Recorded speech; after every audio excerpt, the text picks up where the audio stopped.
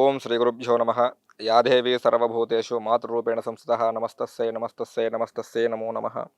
సర్వాపహద ప్రశమనం త్రైలోకస్య అఖిలేశ్వరి ఏవమేవ త్వయా కార్యమస్మద్భైర్వినాశనం. ఓం శ్రీ గురుభ్యో నమ. మరి మనం ఎన్ని పూజలు చేసినా, ఎన్ని నోములు నోచుకున్నా, ఎన్ని వ్రతాలు చేసినా కానీ ఇంటిలో చిన్న చిన్న సమస్యలు ఎప్పటికి కూడా మనకు వెంబడిస్తూ ఉంటాయి. మరి అలాంటి చిన్న చిన్న సమస్యలకి మనకు తాంత్రికంలో చెప్పిన చిన్న చిన్న పరిహారాలతోని వాటిని మనం అయినంత మట్టుకు తగ్గించే అవకాశాలు ఉన్నాయి. అందులో మీకు కొన్ని చెప్తాను, ఇప్పుడు వినండి. మీరు ఎన్ని రకాల పూజలు చేసినా, ఎన్ని ఉపవాసాలు ఉన్నా, ఏమి చేసినా కానీ ఇంట్లో తరచూ భయాందోళన, అనుక్షణం కూడా భయపడుతూ భయాందోళన పడుతూ ఉన్నారో అలాంటి వాళ్ళు ఏమి చేస్తారంటే బాణలింగం అని చెప్పేసి మనకు దొరుకుతుంది.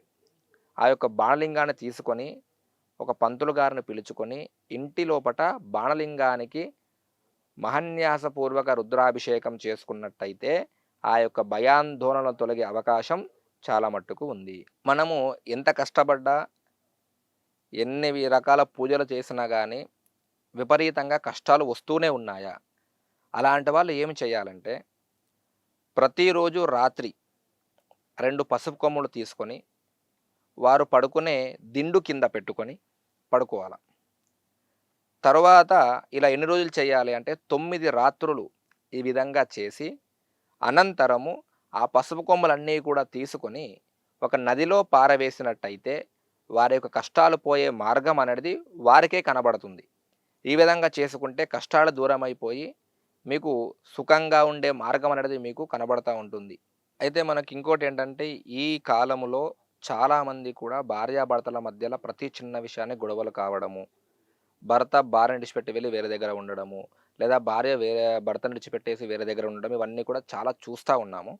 అలాంటి వాళ్ళు ఏం చేస్తారంటే ఒక మంగళవారం రోజు ఇంట్లో గౌరీ పూజ చేసుకొని తరువాత ఆంజనేయ స్వామి గుడికి వెళ్ళి ఆంజనేయ స్వామి యొక్క పాదాల దగ్గర ఉన్న సింధూరాన్ని తీసుకొని వచ్చి ఆ యొక్క సింధూరాన్ని ఒక 11 గోమతి చక్రాలు తీసుకొని ఆ 11 గోమతి చక్రాలకు ఆ యొక్క సింధూరాన్ని అలంకరించి కొద్దిపాటిగా ఒక కవర్లో కానీ అలా కొద్దిగా ప్యాక్ చేసి ఒక డబ్బాలో పెట్టి దానిని ముట్టు అంటూ లేని చోట రహస్యంగా ఉంచినట్టయితే వారి యొక్క ఇద్దరి మధ్య భార్యాభర్తల మధ్యలో ఉన్న గొడవలు అనేటివి కొద్దిగా తగ్గి కలుసుకునే అవకాశం అధిక మొత్తంలో ఉంటుంది.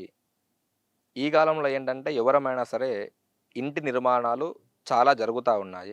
అయితే మనతో పాటు ప్రారంభించిన ఇళ్ళన్నీ కూడా వారి యొక్క పనులు మొత్తము వేగంగా సాగుతూ త్వరగా ముగింపు అవుతూ ఉంటాయి. కానీ మన పని మాత్రము ఆలస్యంగా, అది డబ్బు పరంగా కావచ్చు, లేదంటే డబ్బు కూడా అన్ని విధాలా ఉన్నప్పుడు ఆ యొక్క పని చేసే వర్కర్స్ సహకరించకపోవడం కావచ్చు, ఏదో రకంగా పని అనేది ఆలస్యంగా అవ్వే అవకాశాలు అధిక మొత్తంలో ఉంటున్నాయి.